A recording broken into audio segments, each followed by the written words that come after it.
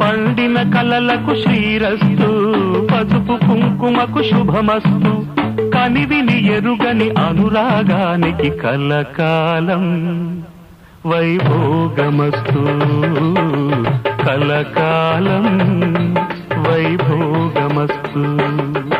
ఇది చెరగని ప్రేమకు శ్రీకారం, ఇది మమతల మేడకు ప్రాకారం.